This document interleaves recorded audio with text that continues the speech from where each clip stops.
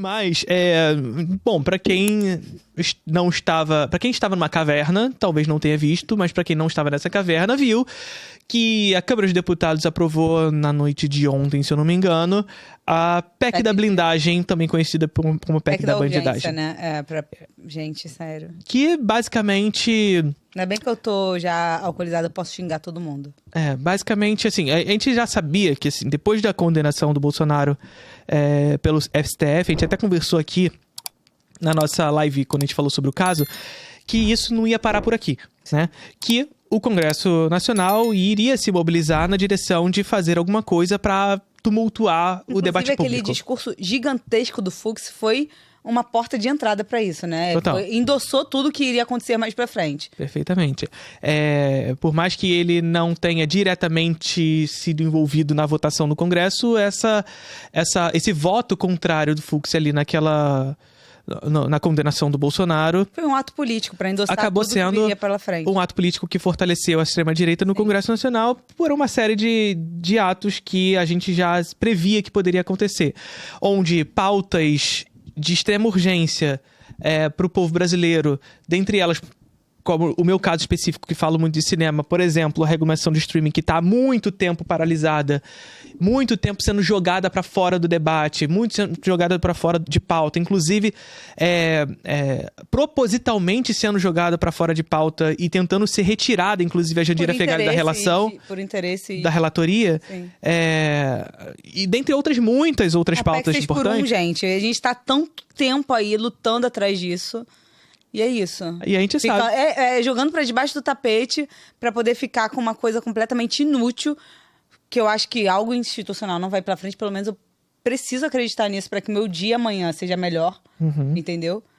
E é isso. Varrendo pautas realmente importantes de serem debatidas pra algo que é inconstitucional e que não vai rolar. Porque assim, eu só consigo acreditar que não vai rolar. Eu preciso acreditar nisso pra que amanhã eu acorde bem. Mas... sendo ou não inconstitucional, é uma manobra política porque quem vai ter que definir se é inconstitucional ou não vai ser o judiciário. Sim. E o judiciário, tendo que fazer isso, vai se jogar mais uma vez pro povo a ideia de que o judiciário é ditador, e o judiciário é isso, é aquilo. Ou seja... basicamente, essa é uma movimentação política para jogar a galera contra, de novo, toda essa questão. Enfim, então, a gente já sabia que depois da condenação do Bolsonaro, essa galera da extrema-direita iria se mobilizar nessa direção. E a gente já falou inúmeras vezes por aqui que o Estado, no capitalismo, ele serve aos interesses específicos de uma classe dominante, seja ela econômica, seja ela política, seja ela militar, inclusive, né? E quando, por algum milagre, acontece alguma coisa como uma não anistia, como uma condenação ao líder da quadrilha e outros que fazem parte dessa quadrilha, esse mesmo Estado e aí como Estado entenda-se representantes desse Estado e não todos os representantes, evidentemente. Inclusive, parabenizar, por exemplo, a bancada do PCdoB e do PSOL, que foram as únicas que votaram... PCdoB, PSOL e Rede, tá? Foram as únicas bancadas que votaram 100% contra a PEC. Mas a gente sabe que esse mesmo Congresso iria se mobilizar nessa direção de tentar atrasar o debate público para uma série de pautas importantes, tentando empurrar pautas que são muitas vezes inconstitucional, como é o caso da PEC da blindagem e a bandidagem. E a tentativa de instaurar um processo de anistia para aqueles que estiveram envolvidos no dia 8 de janeiro e também para o então condenado há 27 anos e 3 meses. 3 meses.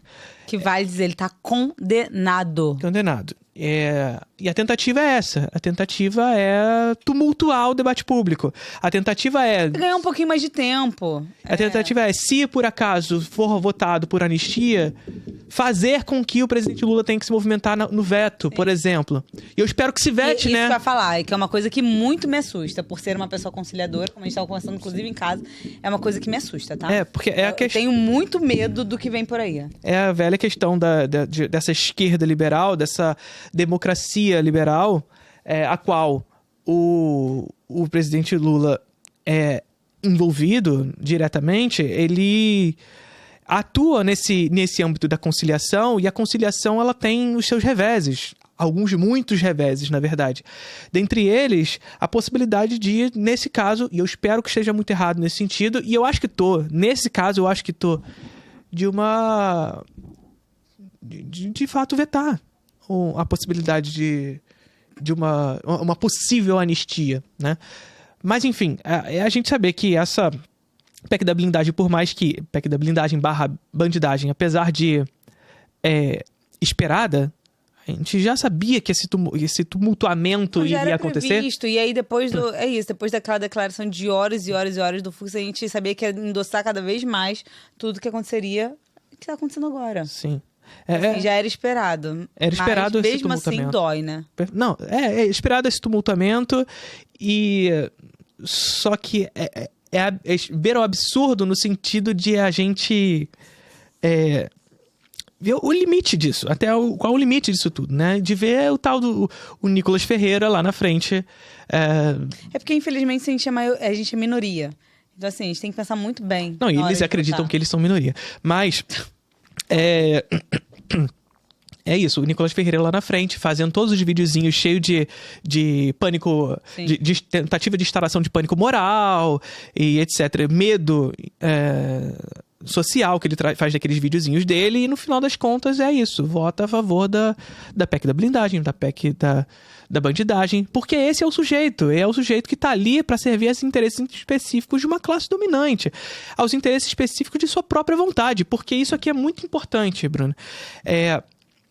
A gente costuma vincular a corrupção ao Estado.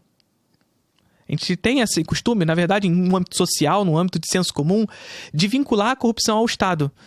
Mas toda corrupção é privada. Porque toda corrupção atende a interesses específicos individuais. A pessoa se corrompe não pelo outro, mas por si. Sim. E o Estado se transforma numa ferramenta de interesses particulares. O Nicolas Ferreira e os outros que estão ali para legislar a interesses pessoais. É por isso que existe bancada da bala, é por isso que existe bancada do agro, é por isso que existe bancada religiosa, porque aqueles que estão ali estão legislando em causa própria, sabe? A corrupção, ela tem origem privada, e é isso. E é isso que esses sujeitos estão fazendo ali. A corrupção, ela não tem interesse coletivo. Nunca. Em nenhum lugar. Sabe? A corrupção, ela existe no Estado, mas ela existe no Estado porque ela está instaurada numa sociedade individualizada. Individualizante, melhor dizendo. E aí lembraram aqui no chat, inclusive, a tentativa do o Kim Kataguiri, de criminalizar a esquerda radical. Te preocupa? Cara, esse tipo de informação, é claro que ela vai sempre preocupar, mas na verdade a gente sabe que, pelo menos espero também, né? Que esse tipo de coisa não vai passar. Mas, o que essa galera quer fazer ao sugerir... criar o burburinho. É lançar a manchete pra ver se o povo, ele... né? Perfeito. Porque pra galera que não sabe o que aconteceu. O Kim Kataguiri, ele não tá mais no auge que ele já esteve em algum momento. Isso é muito claro.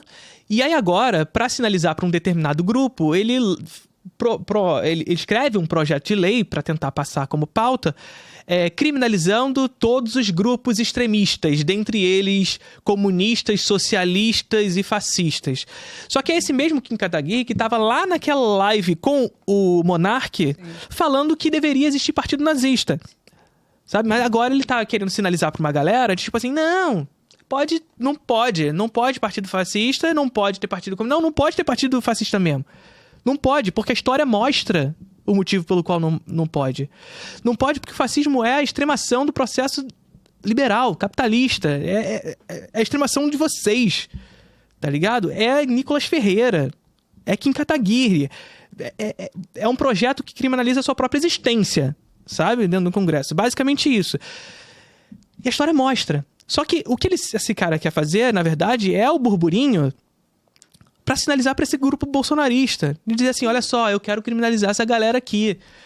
Muito estimulado pelo sucesso recente, por exemplo, dos comunistas na internet, sobretudo do Jones Manuel agora, que tá estourando a bolha, por exemplo, e que tem chamado... Maravilhoso. E que tem chamado essa galera pra conversar aí, né? Enfim, inclusive, deu um pau no Kim Kataguiri num desses debates. Mas, enfim, é um projeto que não nos assusta, pelo menos por enquanto, no sentido de que possa, de fato, acontecer. Mas não me assusta que isso possa acontecer muito em breve. Por quê? Porque nós, enquanto comunistas, ainda conseguimos ter esse espaço aqui para conversar. Ainda conseguimos ter espaço de ter a possibilidade de ter pessoas lá no Congresso, pelo menos socialistas ali conversando, ou poder concorrer a uma eleição. Por enquanto, nós podemos fazer isso, porque, por enquanto, para esse Estado ainda não somos uma ameaça. Por enquanto, para o capitalismo não somos ameaça. Mas, no momento em que isso for sentido como uma ameaça, essas pessoas vão ser tiradas das plataformas, que é isso que aconteceu brevemente com o Jones Manuel, por exemplo. Sim. Essas pessoas vão ser criminalizadas, porque assim aconteceu na história. Os partidos comunistas foram postos na ilegalidade. A história mostra, sabe? É o simples momento que se sentir que essas pessoas possam ser uma ameaça para a sociedade. Ainda não chegou nesse momento. E é por isso, inclusive, que a gente sempre diz que o modo... que a democracia burguesa, ela serve aos interesses dessa galera. Porque essa democracia burguesa não privilegia, não dá espaço para que essas pessoas, para que os radicais, para que nós possamos estar representados. Não tem essa possibilidade, porque se lá estivermos, nós seremos tirados. E vamos ser tirados à força. No Chile, no dia 11 de setembro, um presidente socialista democraticamente eleito foi assassinado. Por quê? Porque não atendeu os interesses específicos dessa classe. Então, a parada é organização de base, sabe? E é só assim que é possível. Por enquanto, somos inofensivos. Mas quando não formos mais... E não seremos. Aí, amigo, já era. Aí a gente não vai estar... de fato, não vamos estar nas big techs, não vamos estar representados nas redes sociais, não vamos estar no Estado, porque estaremos postos na ilegalidade. A política será feita de outra maneira. Sim. E é isso.